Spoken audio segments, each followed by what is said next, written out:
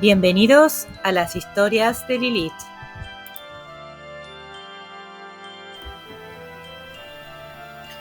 Hola amigos, bienvenidos. ¿Están preparados para otra aventura terrorífica en esta casa maldita? Las cosas se ponen bastante complicadas a partir de ahora. Ya no hay retorno. Ellos, la familia, hasta el cura, ya se han dado cuenta de lo que está sucediendo y aún así no piensan retroceder. Veamos cuáles son las ideas que se les ocurren para continuar viviendo en esta casa y expulsar, si es posible, a esta presencia maldita.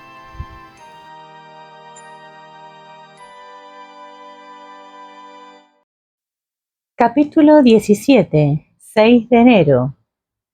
Su relato es muy interesante, Frank, pero si yo no tomara en cuenta sus antecedentes, que son intachables, creería realmente que usted no está en sus cabales, por darle crédito. El capellán Ryan se levantó de su escritorio y se acercó a la flamante maquinita de hacer café en el otro extremo del cuarto. El padre Mancuso meneó la cabeza cuando el padre Ryan le invitó. Y entonces el capellán sirvió una taza de café negro para el padre Nuncio, el otro capellán, y otra para sí. El capellán volvió a sentarse a su escritorio, sorbió un trago de café y empezó a hojear sus notas. En su condición de psicoterapeuta, ¿cuántas veces le ha ocurrido dar con personas que vienen a verlo con historias de esta clase? Centenares de veces, me temo.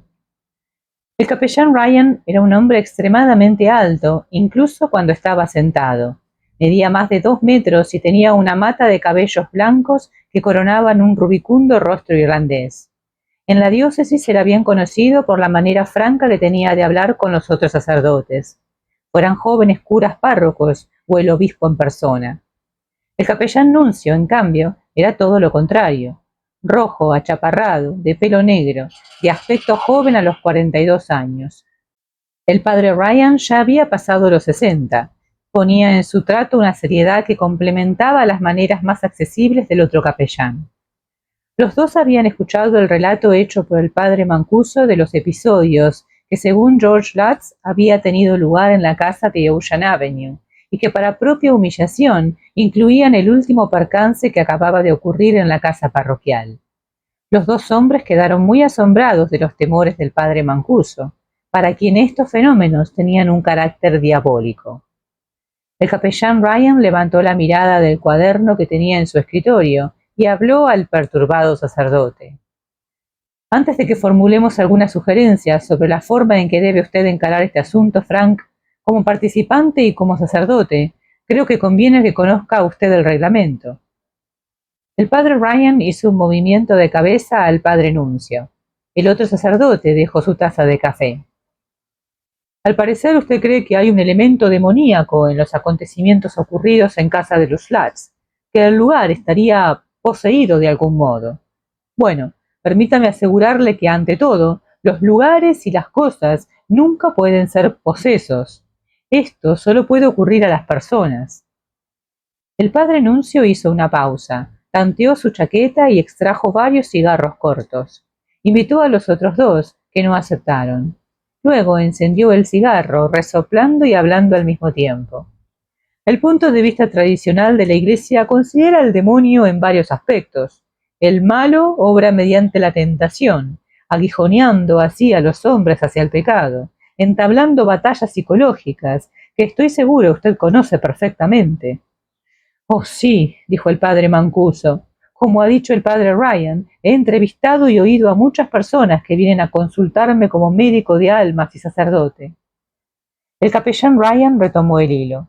Y también están las llamadas actividades extraordinarias del diablo en el mundo. Por lo general, una persona es afectada en forma material. Este podría ser el caso que usted nos cuenta. A esto llamamos nosotros infección. La infección se subdivide en varias categorías que le expondré enseguida. La obsesión, dijo el padre Nuncio, interviniendo, es el paso siguiente. En la obsesión, la persona es afectada interna o externamente. Y por último está la posesión, que hace perder a la persona momentáneamente el dominio de sus facultades y permite al diablo actuar desde ella y por su intermedio. Cuando el padre Mancuso había entrado al despacho de los capellanes, cumpliendo con la cita, se había sentido un poco tímido en relación a la forma de encarar su problema, pero se sintió aliviado al notar el intenso interés que demostraban los dos prelados. Ahora, después de haber expuesto ellos las grandes líneas que había que tomar en cuenta en esta clase de situaciones, el padre Mancuso advirtió que aumentaban sus esperanzas de poner fin a sus tribulaciones. Al investigar casos de posible interferencia diabólica, prosiguió diciendo el capellán Ryan, debemos tomar en cuenta lo siguiente. Primero, fraude y dolo. Segundo, causas científicas naturales. Tercero, causas parapsicológicas. Cuarto, influencias satánicas. Y quinto, el milagro. En el caso que consideramos, el fraude y el dolo no son posibles, al parecer. George y Casey Lutz son, por lo que se me alcanza, personas normales y equilibradas. Pensamos que también usted lo es. Por lo tanto, las posibilidades quedan reducidas a influencias psicológicas o diabólicas. El milagro queda excluido, dijo el padre Nuncio, porque el ser divino no puede mezclarse a lo que es trivial y estúpido. Muy justo, dijo el padre Ryan. Por lo tanto, la explicación debe incluir la alucinación y la autosugestión. Por ejemplo, los contactos invisibles que Casey sintió, o cuando George cree haber oído las pisadas de los músicos de una orquesta. Pero tomemos en cuenta la explicación parapsicológica. Parapsicólogos como el Dr. Ryan, que trabaja en la Universidad Duke de Carolina del Norte, distinguen 4 aspectos principales en esta ciencia. Los primeros 3 caen bajo el rótulo general de ESP, percepción extraordinaria.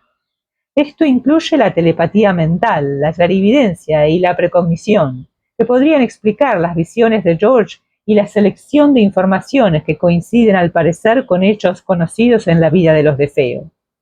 El cuarto aspecto parapsicológico es la llamada psicoquinesis, que estudia el movimiento de objetos que al parecer se mueven por sí solos.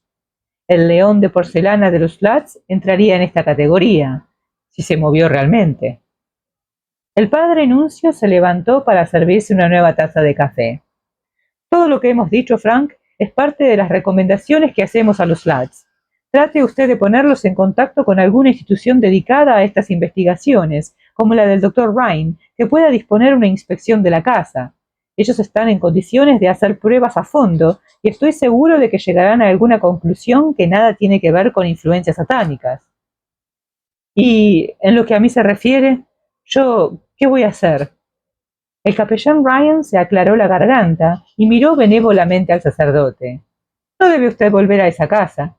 Puede usted llamar a los Lutz y transmitirles nuestras propuestas, pero de ningún modo debe usted poner de nuevo los pies en esa casa. Creí que usted me había dicho que yo era un tonto por creer en estas cosas, dijo el padre Mancuso. Se lo he dicho, dijo el padre Ryan, pero usted está tan perturbado por este asunto que de momento lo mejor que puede hacer es desentenderse de los Lutz y del número 112 de Eugene Avenue. Después del desayuno, Casey llevó a los niños en auto hasta la nueva escuela y luego siguió con Missy hasta la casa de su madre. George había quedado solo en la casa y bajó al sótano para realizar un intento de dispersar el mal olor con 2 ventiladores. Pero al bajar las escaleras no notó ni rastros del atroz olor que le había hecho vomitar el día antes. Husmeó por todas partes, pero no pudo hallar nada. Incluso fue directamente hasta el cuarto rojo secreto, empujó el tabique de madera prensada y recorrió las paredes rojas con el haz de la luz de su linterna. ¿Qué es esto?, se dijo. No es posible que se haya evaporado de esta manera. Debe haber algún agujero en algún sitio que traga el aire. George se había puesto a buscar la posible abertura cuando el padre Mancuso marcó su número. Después de la reunión, el sacerdote había vuelto a sus habitaciones en North Merrick con intenciones de llamar a George y transmitirle las recomendaciones de los capellanes. Oyó sonar 10 veces el teléfono antes de colgar. El padre Mancuso pensó que iba a llamar más tarde, cuando los Lutz estuvieran de vuelta. George estaba en la casa, pero no oyó la campanilla del teléfono. La puerta que llevaba al sótano estaba abierta y por lo general la campanilla del teléfono se oía en todas partes de la casa. George no logró encontrar la abertura por la que podía haber escapado el mal olor, pero en cambio descubrió algo interesante en la zona de los escalones de entrada a la casa. Cuando el constructor había echado los cimientos para la casa de Ocean Avenue, cubrió al parecer un agujero de forma circular con una tapa de cemento. Rastrillando la tierra amontonada sobre esta protuberancia, George aflojó accidentalmente el pedregullo que estaba en la base y oyó que ésta caía en una sustancia líquida que estaba abajo. Al iluminar con su linterna, vio una viga negra y mojada. «Una fuente surgente», dijo en voz alta. «Esto no estaba en los planos. Debe ser un resto que queda de la antigua casa que habían edificado aquí». Volvió a la planta baja y echó una mirada al reloj de la cocina. «Es extraño», pensó. «Son casi las 12 y todavía no tengo noticias del padre. Es mejor que yo llame». George llamó a la parroquia. El sacerdote atendió al primer timbrazo. George se sorprendió cuando el padre Mancuso le dijo que acababa de llamar y que nadie había contestado. Luego, George preguntó al padre Mancuso cuándo pensaba ir a visitarlos, y entonces el sacerdote le dio el informe de los capellanes. Dijo a George que había ido a ver a sus superiores en la diócesis y repitió las recomendaciones de estos. Los lads debían ponerse en contacto con alguna institución que efectuara una inspección de la casa. El padre Mancuso dio a George la dirección de un instituto de investigaciones psíquicas en Carolina del Norte y sugirió que se pusiera inmediatamente al habla con ellos. George estuvo de acuerdo, pero insistió en que el sacerdote fuera a visitarlos. Muchos meses debieron pasar después de haber dejado él y su familia la casa de Ocean Avenue para que George Lutz se enterara de lo mucho que había sufrido el padre Mancuso, que había dado su bendición original a la casa y de los tantos sinsabores y humillaciones que había padecido. Por lo tanto, cuando el padre Mancuso se negó una vez más a ir a verlo, George se alteró y dijo que esta visita le hacía falta realmente, mucho más que un equipo de cazadores de fantasmas en algún estado del sur. Además, dijo, ¿quién iba a pagar por todo? De todos modos, después de haber prometido que iba a llamar a los parapsicólogos y que mantendría informado al sacerdote de los resultados, George cortó. Todavía estaba fastidiado en el momento en que llamó a Casey a casa de su madre. George dijo a su mujer lo que le había recomendado el sacerdote, pero añadió que no pensaba tomarse esa molestia. Casey, en cambio, opinó que debían seguir las recomendaciones de los capellanes y acatar lo que proponía la iglesia. Finalmente George accedió y dijo que pensaba ir a su oficina y escribir una carta a la gente de la Universidad de Carolina del Norte. Pero no dijo que pensaba hablar con Eric, un joven empleado en su agencia cuya novia tenía condiciones de medium, según él aseguraba. Después de hablar con George, el padre Mancuso sintió que un tremendo peso se levantaba de sus hombros. El solo hecho de haber podido compartir su carga con otros le aclaró completamente la mente por primera vez en varias semanas. La responsabilidad que debía soportar solo ahora era compartida por sus superiores. El sacerdote se puso a preparar su plan de trabajo para la semana venidera. Le llevó varias horas, hasta el momento de la comida, redactar el programa definitivo para atender su consultorio y sus pacientes. Pidió que le mandaran comida china de un restaurante cercano de North Merrick y la devoró mientras leía sus historias clínicas. George fue en auto a su agencia y puso en el buzón la carta para los parapsicólogos, utilizando como referencia los nombres de los capellanes. No esperaba, en realidad, una respuesta inmediata a su solicitud, de modo que pegó en el sobre una estampilla de correo regular, no aéreo, y luego telefoneó a la amiga de Eric, Francine. La muchacha se mostró muy interesada en lo que él le contó. Estaba segura de que podía ponerse en comunicación con lo que, o la entidad que estaba hostigando la vida de él y la de Casey, y prometió ir a casa de los Lutz con su novio dentro de un día o dos. Luego la muchacha dijo algo que hizo parar la oreja a George. Sin que hubiera habido ningún antecedente en la conversación, dijo que George debía ver si en su propiedad no había un pozo viejo, tapado y abandonado. Él no reconoció que ya había encontrado ese pozo, pero preguntó en cambio por qué Francine quería que él iniciara esa búsqueda. La respuesta lo dejó estupefacto. Creo, dijo Francine, que los espíritus que los están hostigando provienen de un pozo.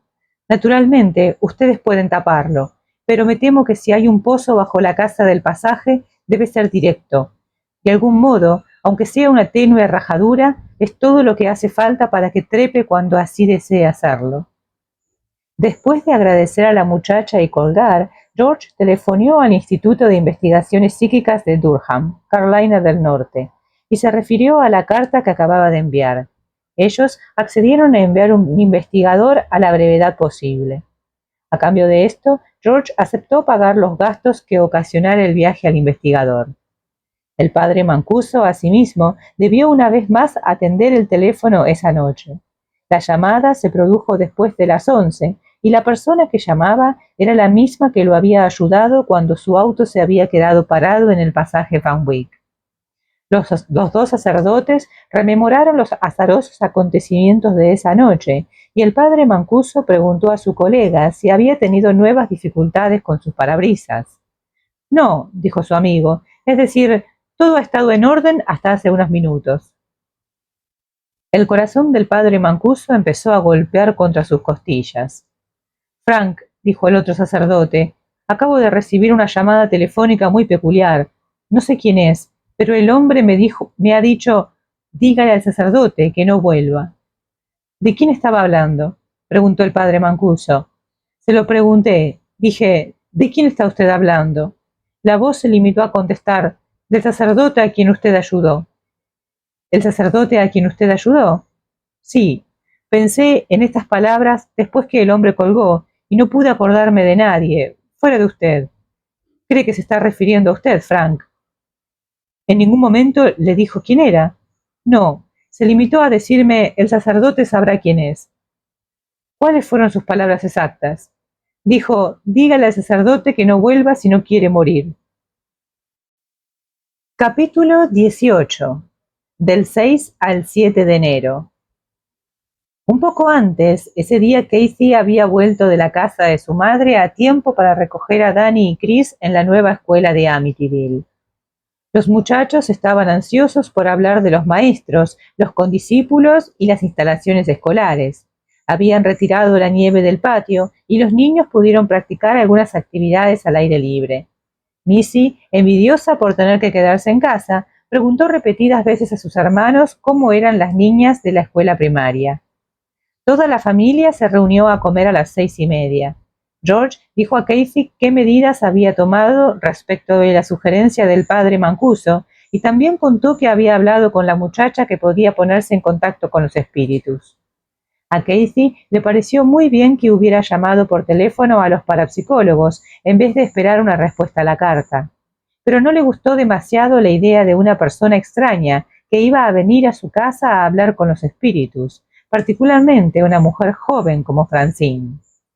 Cuando terminaron de comer, Casey dijo a George que su deseo era volver a casa de su madre hasta el momento en que sintiera que la casa ofrecía seguridades para vivir en ella. George le recordó que afuera el termómetro marcaba 8 grados bajo cero y que se había pronosticado una nevada para esa mañana. Aunque East Babylon no estaba demasiado lejos de la carretera, él no creía que ella iba a poder llegar desde la casa de su madre a tiempo para llevar a los chicos al colegio esa mañana. Danny y Chris dijeron que querían quedarse en casa, tenían deberes de colegio que hacer y además la abuela no les permitía ver la televisión después de las 8. Casey fue convencida finalmente por sus argumentos, aunque le inquietaba la perspectiva de pasar otra noche en la casa. Y dijo a George que no se creía capaz de pegar los párpados ni una sola vez. Harry había estado en la cocina con ellos mientras comían, y Casey le había dado todos los pedazos de carne que habían sobrado.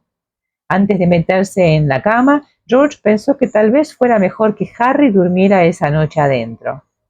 El frío era intenso y probablemente iba a aumentar con la nevada. Harry no había engullido su habitual comida canina, pero George pensó que al animal le hacía falta carne fresca. Mientras los muchachos hacían sus deberes, Missy hizo pasar a Harry a su cuarto y se puso a jugar con él. Pero Harry no se quiso quedar. Estaba nervioso y movedizo, como notó Casey, especialmente después que Missy presentó a Harry a su amigo invisible, Jody. Por último, la niña debió cerrar la puerta para impedir que Harry se fuera. El perro se metió bajo la cama y allí se quedó. Por último, Chris vino a buscarlo. Harry salió con aire compungido del cuarto de Missy y subió las escaleras hasta el último piso, donde se quedó el resto de la noche. A las 12, cuando George y Casey se acostaron, ella quedó dormida instantáneamente. Era ya la tercera noche que le ocurría, sumiéndose en un sueño profundo, respirando con pesadez. Pero George, que estaba a su lado, de espaldas a ella, seguía muy despierto, con el oído atento a cualquier indicio de la banda militar. Cuando notó por primera vez los copos de nieve que caían, miró su reloj de pulsera, la 1 de la mañana. Empezaba a levantarse viento que agitaba los copos. Luego le pareció oír el ruido de una lancha que navegaba por el río de Amityville. Pero las ventanas del dormitorio no daban sobre el río y George no tuvo valor para levantarse de su cama caliente y mirar por las ventanas del cuarto de Missy o del cuarto de costura. Además, el río estaba congelado, de modo que George atribuyó el sonido a los juegos del viento. A las 2 de la mañana empezó a bostezar, los párpados se le cerraban y sentía el cuerpo rígido de estar siempre en la misma postura. Unos momentos antes había mirado por encima de su hombro a Kathy, que seguía durmiendo con la boca abierta. De repente, George sintió unas ganas inesperadas de levantarse de la cama, bajar e ir a The Witch's Brew a tomar una cerveza. Sabía que en la heladera no faltaban las latas de cerveza, pero pensó que estas latas no podían aplacar su sed. Tenía que ir a The Witch's Brew y no importaba que fueran las 2 de la mañana y la temperatura polar. Se volvió para despertar a Kathy y decirle que bajaba a dar una vuelta. En la oscuridad del cuarto, George pudo notar que Kathy no estaba en la cama. Pudo ver que estaba levitando de nuevo, casi 30 centímetros por arriba de él, y alejándose. Instintivamente George tendió un brazo, la asió de los cabellos y tiró. Kathy avanzó por los aires, flotando hacia él, y luego cayó sobre el colchón. Entonces se despertó. George encendió la lámpara de la mesa de noche y quedó boquiabierto. Estaba ante una mujer de 90 años, los cabellos en desorden y de un blanco sucio, la cara hecha una pasa, llena de arrugas y feas hendiduras, la barbilla goteando la saliva que se escapaba de la boca desdentada. George quedó tan horrorizado que quiso irse sin más del cuarto. Los ojos de Kathy, hundidos entre las arrugas, lo miraban con aire sorprendido. George se estremeció. Esta es Kathy, pensó. Esa es mi mujer. ¿Qué diablos estoy haciendo? Kathy notó el terror en la cara de su marido. Dios mío, ¿qué está viendo? Saltó de la cama, corrió hacia el cuarto del baño y encendió la lamparilla que estaba encima del espejo. Se miró la cara y lanzó un grito. La vieja arpía vista por George había desaparecido. Los cabellos estaban desordenados, pero habían vuelto a ser rubios. Los labios ya no babeaban y no estaba arrugada, pero había marcas profundas y feas en sus mejillas. George entró al cuarto de baño a la saga de Kathy y contempló la imagen de su esposa en el espejo. Él también vio que el rostro de 90 años se había desvanecido, pero las tajaduras hondas y largas desfiguraban la cara de Kathy. ¿Qué le pasa a mi cara? Aulló Kathy. Ella se volvió hacia George, que puso su mano sobre la boca de Kathy. Los labios estaban secos y muy calientes. Luego rozó los surcos profundos. Había 3 en cada mejilla y se extendían desde abajo de los ojos hasta la línea de la mandíbula. No sé, querida, dijo en voz baja. George trató de borrar los surcos con una toalla que encontró cerca del lavabo. Kathy giró y se miró en el espejo. La cara asustada le devolvía la mirada. Se pasó los dedos por la cara y se echó a llorar. El desamparo de Kathy conmovió profundamente a George, que le puso las manos sobre los hombros. Voy a llamar enseguida al padre Mancuso, dijo. Casey meneó la cabeza. No, no lo debemos mezclar en esto. Y miró la cara de George reflejada en el espejo. No sé por qué creo que podría ser dañino para él. Es mejor que vayamos a ver cómo están los chicos, dijo serenamente. Los niños dormían plácidamente, pero ni George ni Casey pudieron dormir esa noche. Se quedaron en su dormitorio, con las luces encendidas, contemplando la nieve que caía. De cuando en cuando Casey se llevaba las manos a la cara para comprobar si los surcos aún estaban allí. Fielmente llegó el frío amanecer. La nevada había cesado y ya había bastante luz para que George pudiera ver a Casey cuando ésta le tocó el hombro. George, dijo Casey, mírame la cara. Él se volvió desde la silla que había puesto junto a la ventana y miró a su mujer. A la débil luz del amanecer, George vio que los surcos habían desaparecido. Con los dedos tocó la piel de la cara de ella. Era suave de nuevo, y no tenía rastros de los horribles surcos. Se han ido, querida, dijo, y sonrió amablemente, totalmente desaparecidos. Pese a lo que Casey había dicho esa noche, George telefoneó al padre Mancuso por la mañana y lo encontró en el momento en que salía a celebrar su misa matinal. George le dijo que había hablado con Carolina del Norte y que un tal Jerry Solfbin le había prometido enviar inmediatamente un investigador a su casa. Luego habló del incidente de la noche pasada. El padre Mancuso quedó muy turbado al enterarse de la segunda levitación y de las alteraciones en la cara de Casey. George, dijo con voz preocupada, tengo miedo de lo que pueda venir ahora. ¿Por qué no abandona usted esa casa por cierto tiempo? George contestó que había estado pensando en hacer eso mismo, pero que antes deseaba saber qué había de decir Francine, la medium. A lo mejor podía ser útil. ¿Una medium? Preguntó el padre Mancuso. ¿De qué habla usted, George? Eso no es científico. Me ha dicho que puede conversar con espíritus, dijo George. Lo cierto, padre, es que... ¿Sabe usted qué me dijo ayer? Me dijo que hay un pozo de aguas oculto bajo la casa. Y tiene razón. Ayer descubrí uno. Y esa mujer nunca ha puesto los pies aquí. El padre Mancuso se enojó. Óigame una cosa, gritó. Usted está metido en algo muy peligroso. No sé qué está pasando en su casa, pero es mejor que no siga usted ahí. Irme y dejar todo. Sí, por un tiempo. Nada más, insistió el sacerdote. Voy a hablar de nuevo con los capellanes y veré si puedo enviar a alguien, tal vez un sacerdote. George guardó silencio. Había intentado que el padre Mancuso fuera a la casa y éste se había negado una y otra vez.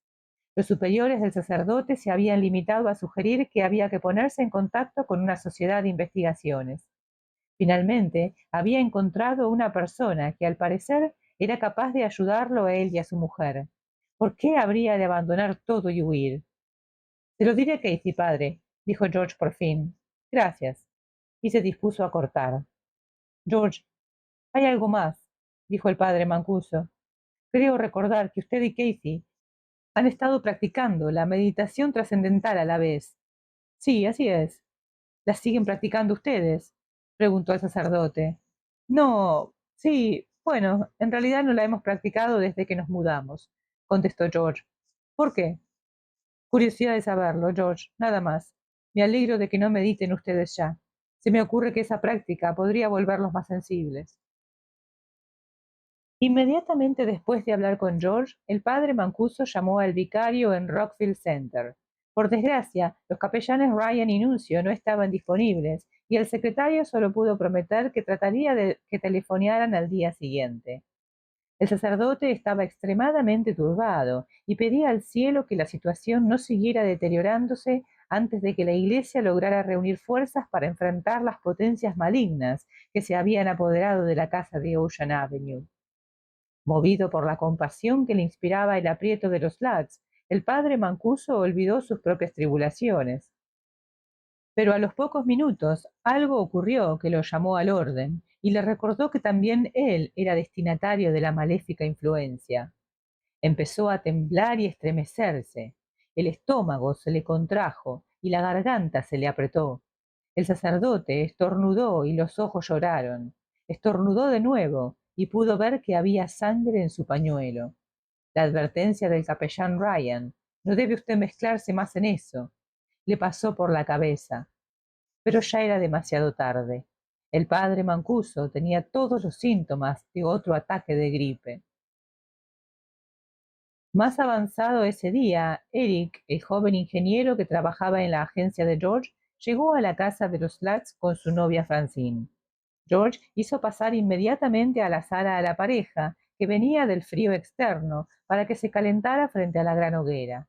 La pareja irradiaba un buen humor contagioso, lo que había estado faltando justamente en la casa de Ocean Avenue. George y Casey reaccionaron favorablemente y muy pronto los cuatro estaban charlando como viejos amigos. Con todo, había cierta urgencia por debajo de la afabilidad exterior de George. Él quería que Francine hiciera una inspección de la casa. Cuando se disponía a llevar la conversación por el lado de las experiencias de Francine con los espíritus, ella misma se le adelantó. Se levantó del sillón y se acercó a George. «Ponga usted las manos aquí», dijo. George se levantó y movió las manos en el punto del espacio que ella había señalado. «¿Siente usted el aire frío?», preguntó Francine. «Levemente», contestó George. «Ha estado sentada aquí. Ahora se ha ido. Camine junto al sofá. Ahora. ¿Lo siente aquí?». George acercó la mano a un almohadón. «Sí, está tibio». Francine hizo una seña a George y a Casey para que la siguieran. Los tres entraron al comedor, mientras Eric se quedaba en la sala junto a la chimenea.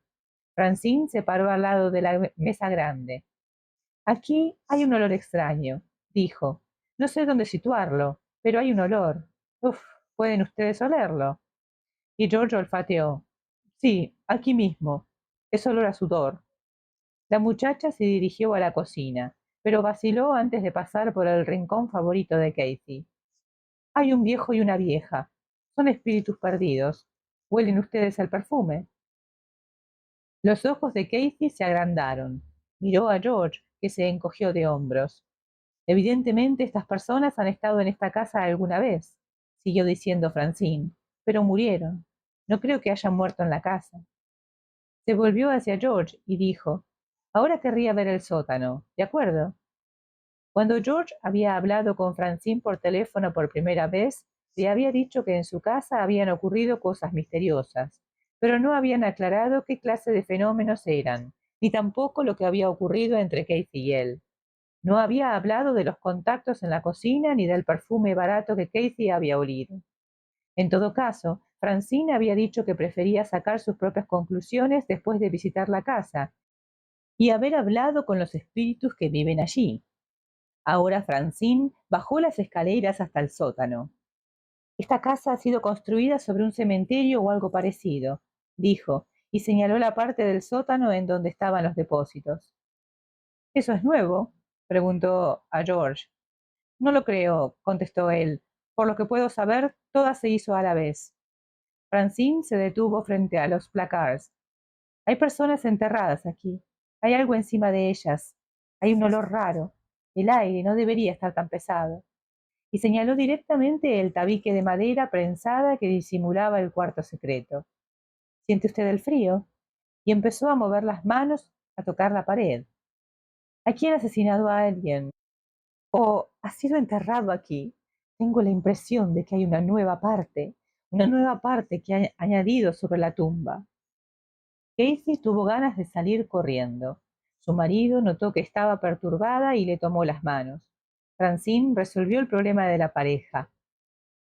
«Este lugar no me gusta nada. Lo mejor es que subamos». Sin esperar respuesta, se dio vuelta y enderezó hacia la escalera. En el momento en que subían al primer piso, el novio de Francine, Eric, se unió a ellos. Francine se detuvo un momento y se apoyó en la balaustrada. «Debo decir que, cuando llegué, tuve una sensación de mareo. Sentí una especie de opresión en la parte derecha del tórax». «¿Dolor?», preguntó Casey. Francine asintió con la cabeza. «Muy leve, muy rápido, justamente en el instante de doblar. Pasó muy pronto». Avanzó hacia la puerta cerrada del cuarto de costura. «Ustedes han tenido problemas aquí». George y Casey hicieron un signo afirmativo. Él abrió la puerta, esperando tal vez que el cuarto estuviera lleno de moscas, pero no las había, y él y Francine entraron. Casey y Eric se quedaron en el umbral. De repente, Francine entró en trance, al parecer. Desde su garganta llegó una voz diferente, más espesa, masculina. Querría hacer una advertencia a todos ustedes. La mayor parte de la gente descubre quiénes son sus espíritus y terminan haciéndose amigos de ellos. No quieren perderlos y no quieren que se vayan. Pero en este caso, de todos modos, me parece que hay que practicar un exorcismo en esta casa. La voz que salía de Francine le pareció conocida a George. No pudo situarla de entrada, pero estaba seguro de que la había oído antes. Una niña y unos muchachos. Veo manchas de sangre. Algunos se han lastimado aquí. Alguien que ha tratado de matarse o no sé qué. Francine emergió de su trance. Me querría ir ahora, dijo a George y Casey. Este no es un buen momento para intentar hablar con los espíritus. Tengo la sensación de que me debo ir. Nací con un velo veneciano. George no entendió estas palabras, pero ella prometió que iba a volver en un día o dos, cuando las vibraciones sean mejores, explicó. La pareja se fue casi inmediatamente. De vuelta en la sala, George y Casey guardaron silencio por un largo rato. Por último, Casey preguntó, ¿qué impresión tienes? No sé, contestó George, simplemente no sé. Todo el tiempo estuvo dando en el clavo. Se puso de pie y empezó a apagar el fuego. Tendré que pensar un rato en esto. Casey subió a ver qué hacían los niños. Harry estaba de nuevo con ellos, ya que hacía demasiado frío incluso para un perro aguerrido. George hizo su inspección usual de todas las puertas y cerrojos y apagó las luces de la planta baja. Subió las escaleras en dirección a su dormitorio y se detuvo antes de llegar al rellano del primer piso. George vio que la barandilla había sido arrancada de sus bases, desarraigada casi completamente de su implantación en el piso. En ese mismo instante supo cuál era la voz que había hablado por intermedio de Francine, la del padre Mancuso. Muy bien, a medida que los eventos en Amityville se vuelven cada vez más aterradores, el padre Mancuso finalmente toma la decisión de hablar con sus superiores. La parálisis se rompe, ¿no? Es un momento crucial, pues hasta ahora su lucha ha sido solitaria y silenciosa, pobre padre. Recibe ayuda y un consejo claro. No se tiene que acercar a la casa por ningún motivo. Por ningún motivo. Su única opción es advertir a los Lats y sugerirles que busquen investigadores paranormales. Ellos lo van a ayudar de todas maneras, pero él no se tiene que acercar a la casa. Sin embargo, la maldad que rodea la casa parece extenderse más allá de sus muros, ¿no? Como ya vimos, ese mensaje anónimo que llega a través del amigo, una advertencia escalofriante. Si volvés, vas a morir. Ese fue el final del capítulo 17, aterrador, ¿verdad? ¿Quién fue esa persona, entre comillas? ¿Cómo sabía de su intervención? No encontramos lógica de vuelta en los hechos. Lo único claro es que esta fuerza no solo los atormenta, sino que también los vigila. Mientras tanto, los Lats siguen atrapados en esta espiral de horror, ya más que abiertamente, sino que peligrosamente. Casey vuelve a levitar en medio de la noche, pero esta vez lo que ocurre es mucho peor. Su cuerpo cambia, su rostro se arruga, su cabello se vuelve una maraña desordenada, la saliva le cae de la boca. Terrorífico, por un momento George olvida que esa es su mujer.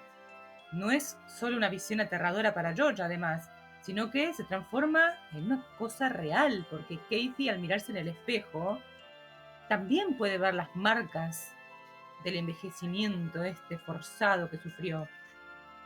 Aunque a la mañana sigue todo como si fuera normal, el impacto psicológico creo que ha de haber sido devastador.